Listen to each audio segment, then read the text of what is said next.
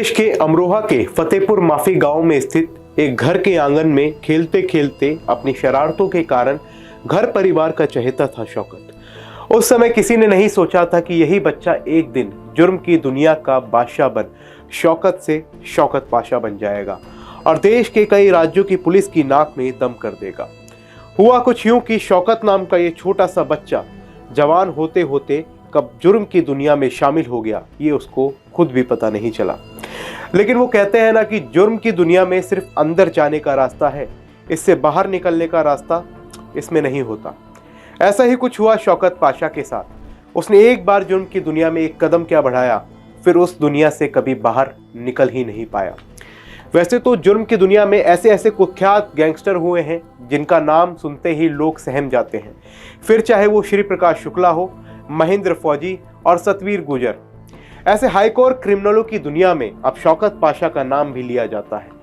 कहा जाता है कि शौकत पाशा अपराध की दुनिया का ऐसा नाम बन गया था कि उसका सिक्का अंडरवर्ल्ड में भी चलने लगा। नमस्कार, मैं शुभम गुप्ता, हमारे इस खास कार्यक्रम क्राइम कवरेज में आपका स्वागत है। आज हम बात करेंगे शौकत पाशा की, जिसकी हत्या आज भी एक मिस्ट्री बनी हुई है। जी हाँ, आपको बता दें कि पश्चिमी उत्तर प्रदेश के हाईकोर गैंगस्टर शौकत पाशा की 26 नवंबर 2016 को हुई हत्या आज भी एक अनसुलझा रहस्य बना हुआ है, जिसको सुलझाकर पाशा के घर वाले आज भी न्याय की राह देख रहे हैं। लेकिन पाशा की हत्या का रहस्य आज भी वैसा बना हुआ है जैसा कि हत्या वाले दिन था। बात करते हैं जुर्म की दुनिया में कदम रखने के बाद शौकत से शौकत पाशा बनने वाले पाशा की। बात लगभग 3 दशक पहले की है, जब पाशा के अब्बू को दबंग भूरा पहलवान के एक भतीजे ने मामूली बात को लेकर भला बुरा कह दिया था। इस बात की जानकारी शौकत को हुई, वहीं दूसरी ओर बदमाशी के नशे में चूर भूरा पहलवान को भी इसकी भनक लग चुकी थी। इस पर भूरा पहलवान ने शौकत को मारने का ऐलान कर दिया। वहीं दूसरी ओर पाशा ने भी ऐलान कर बदमाश भूरा पहलवान को सरेआम दिन दहाड़े गांव में ही 5 गोलियां मारकर मौत के घाट उतार दिया और अपराध की दुनिया में अपना पहला कदम रख दिया। भूरा पहलवान की हत्या के बाद शौकत पाशा ने फिर पीछे मुड़कर नहीं देखा और एक के बाद एक अपराध करते हुए पाशा ने दर्जनों अपराध कर डाले। इन अपराधों में दर्जनों बैंक डकैती, हत्या, लूट और रंगदारी वसूलना भी शामिल था। बताया जाता है कि पाशा ने एक के बाद एक कई आपराधिक वारदातों को अंजाम दिया, जिसके बाद अपराध की दुनिया में पाशा 2 दशक तक अपना सिक्का चलाता रहा। यही वो वक्त था जब धीरे धीरे उसके कदम जुर्म की दुनिया में इस कदर फैल रहे थे कि उसके नाम की गूंज अंडरवर्ल्ड तक सुनाई देने लगी। वहीं दूसरी ओर पुलिस रिकॉर्ड में भी पाशा को मोस्ट वांटेड अपराधियों की लिस्ट में शामिल किया जा चुका था। इसी दौरान एक मामले में मोस्ट वांटेड का तमगा हासिल कर चुके शौकत पाशा को जेल भेजा गया था। कहा जाता है कि पाशा ने जेल में ही बैठकर रंगदारी वसूलना शुरू कर दिया था। बताया तो यहाँ तक जाता है कि शौकत पाशा ने सुपारी उठाकर कई हत्या जेल के अंदर से ही कराई थी। लेकिन आपने वो कहावत तो सुनी ही होगी कि शेर को शवा शेर मिलता ही है। ऐसा ही कुछ हुआ शौकत पाशा के साथ। दरअसल दिल्ली, हरियाणा और पश्चिमी यूपी में आतंक का दूसरा नाम बन चुके शौकत ने भूरा पहलवान की हत्या करके जुर्म की दुनिया में जिस तरह खुद को आगे बढ़ाया था, वैसे ही उसका अंत भी हो गया। बात करते हैं उस दिन की जब शौकत पाशा की हत्या की गई और उसकी आपराधिक दुनिया का अंत हुआ था। दिन था शनिवार, तारीख थी 26 नवंबर 2016। शौकत पाशा यूपी के संभल को जा रहा था, तभी उसने अपनी बहन के घर जाने का मन बनाया। लेकिन अभी वह रास्ते में ही था कि तत्कालीन सपा सरकार में एक कैबिनेट मंत्री के रिश्तेदार ने फोन पर सूचना देते हुए बताया कि गुलाम जिलानी के पेट्रोल पंप पर झगड़ा चल रहा है। शौकत पाशा ने गाड़ी का रुख जिलानी पेट्रोल पंप की ओर मोड़ दिया और झगड़े में बीच बचाव करने के लिए पहुंच गया। उसी दौरान झगड़े में फायरिंग होने लगी।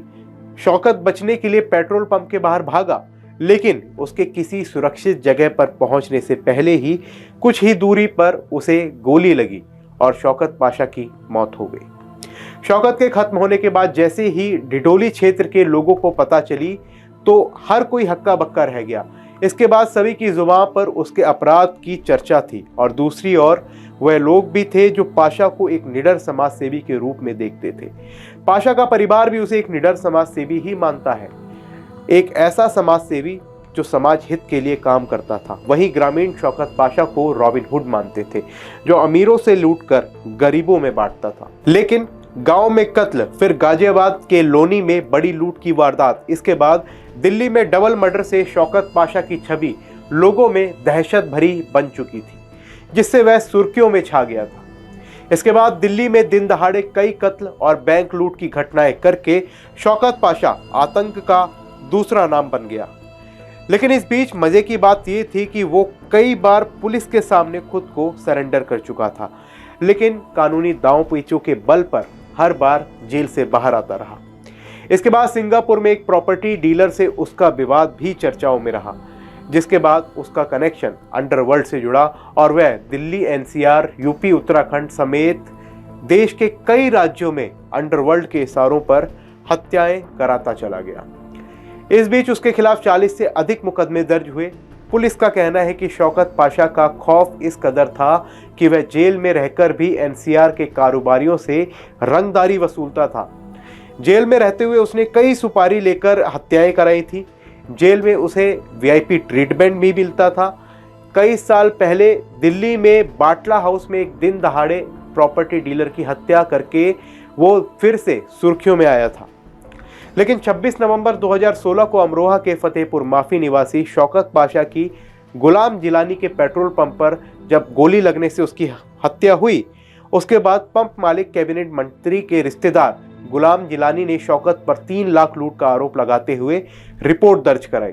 लेकिन पुलिस जांच में लूट की बात को खारिज कर चुकी थी। रिपोर्ट में उल्लेख था कि भागने के दौरान शौकत ग्रामीणों द्वारा की गई फायरिंग का शिकार हो गया है। इस मामले में शौकत के परिजनों ने गुलाम जिलानी समेत 4 लोगों पर हत्या का आरोप लगाया था। साजिश में तत्कालीन एक कैबिनेट मंत्री का नाम भी शामिल किया गया था। शौकत पाशा के परिजनों की माने तो शौकत सपा के कद्दावर नेता महबूब अली के सामने राजनीतिक चुनौती बनकर खड़ा हो रहा था। दूसरी ओर महबूब अली पाशा को अपने और अपने परिवार के लिए खतरे की घंटी मानता था। यही कारण था कि महबूब अली ने राजनीतिक प्रतिद्वंदी शौकत पाशा की हत्या कराई थी। पाशा ने 2012 के चुनावों में महबूब अली के खिलाफ चुनाव भी लड़ा था। पाशा तुर्क समाज मुस्लिम समुदाय से थे और महबूब अली मलिक यानी अली समुदाय से हैं, जिसके कारण इन दोनों समुदाय के बीच सांप्रदायिक संघर्ष भी हो गया। तुर्कों के नेतृत्व वाली ग्राम पंचायतों ने एक प्रस्ताव पारित कर लोगों से अली को वोट ना देने को कहा। साथ ही तुर्क समुदाय के सदस्य सफीकुर रहमान वर्क ने भी उनके इस्तीफे की मांग की थी। पाशा की हत्या के बाद पूरा तुर्क समाज इसके लिए महबूब अली को दोषी मान रहा है। यह बिरादरी महबूब अली को माफ करने को तैयार ही नहीं है। उनके राजनीतिक विरोधियों को उनके खिलाफ इस्तेमाल करने को एक मजबूत हथियार मिल गया, जिसके सहारे वे उनकी राजनीतिक ताकत को नेस्तनाबूद करने की भरपूर कोशिश में जुट गए। हालत ये हो गई है कि महबूब अली का राजनीतिक भविष्य दांव पर लग गया। आपको बता दें कि महबूब अली का भी आपराधिक इतिहास रह चुका है। दिसंबर 2012 तक अली के खिलाफ 15 आपराधिक मामले लंबित थे।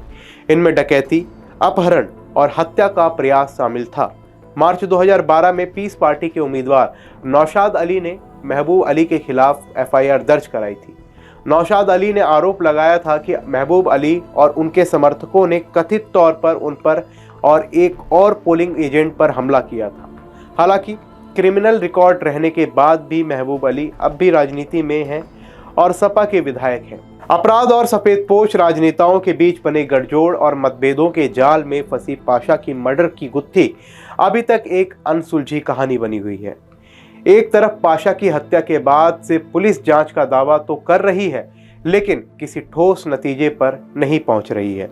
तो वहीं दूसरी ओर पाशा के परिवार वाले पुलिस पर आरोप लगा रहे हैं कि पुलिस ने मामले में जांच शुरू की और पेट्रोल पंप के सीसीटीवी खराब होने से फुटेज भी नहीं मिलने की बात कहते हुए फाइल पेंडिंग में डाल दी, क्योंकि इस मामले में सपा के एक कद्दावर नेता जुड़े हैं।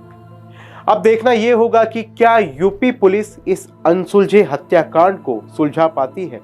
अगर हां, तो कब तक, या फिर सफेदपोश नेताओं के दबाव में यह मामला फाइलों में ही दबकर रह जाएगा। आज के क्राइम कवरेज में बस इतना ही। फिर मिलेंगे अपराध से जुड़ी एक नई कहानी के साथ। नमस्कार।